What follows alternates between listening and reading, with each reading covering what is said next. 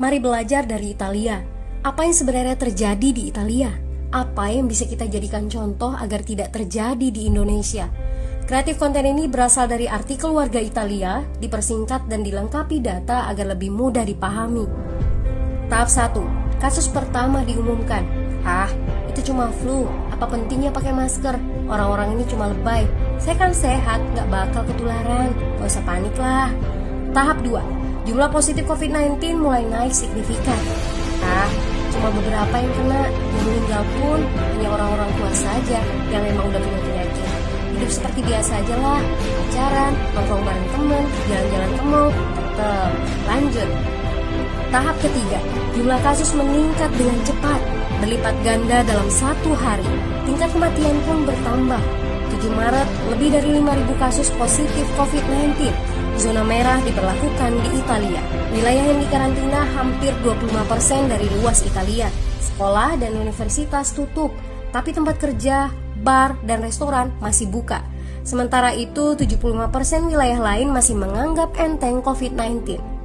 Anjuran mencuci tangan ada di mana-mana, tapi sekadar anjuran dan tak banyak yang melakukan. Tahap 4. Jumlah kasus meningkat pesat.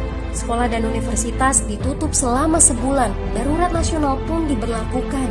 Rumah sakit menambah kapasitas, seluruh kamar dibersihkan untuk memberi ruang bagi pasien COVID-19.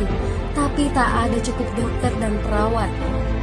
Ada terlalu banyak kasus pneumonia, terlalu banyak pasien perlu ICU, tapi ruangannya sudah habis, ventilator habis.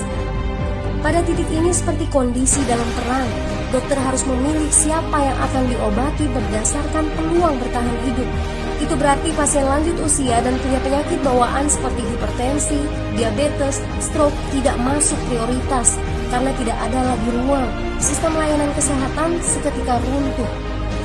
Tahap 5. 9 Maret mencapai lebih dari 9.000 kasus. Seluruh kota Italia lockdown.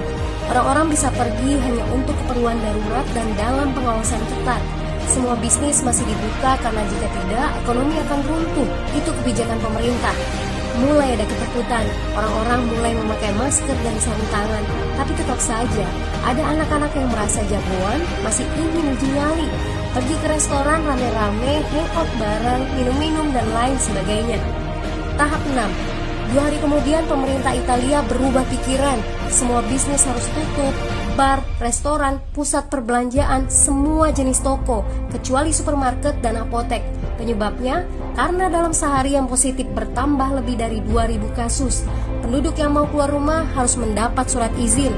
Surat izin ini didapatkan dari pos pemeriksaan polisi yang disebar di berbagai lingkungan. Yang melanggar bisa kena denda 3,3 juta rupiah.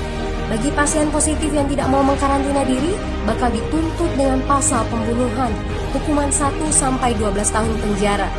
21 Maret jumlah korban meninggal di Italia terus meningkat melampaui Cina. Sebagai gambaran, luas Italia itu kurang lebih 2 kali Pulau Jawa. Penduduknya lebih dari 60 juta jiwa.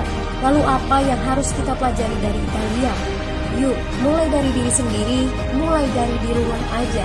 Jaga kebersihan lalu isolasi diri dan keluarga. Tidak keluar rumah kecuali sangat penting.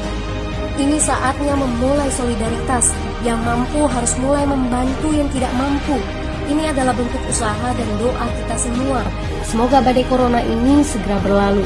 Mari memulai kekompakan dengan membagikan informasi ini. Di rumah aja, mari belajar dari Italia.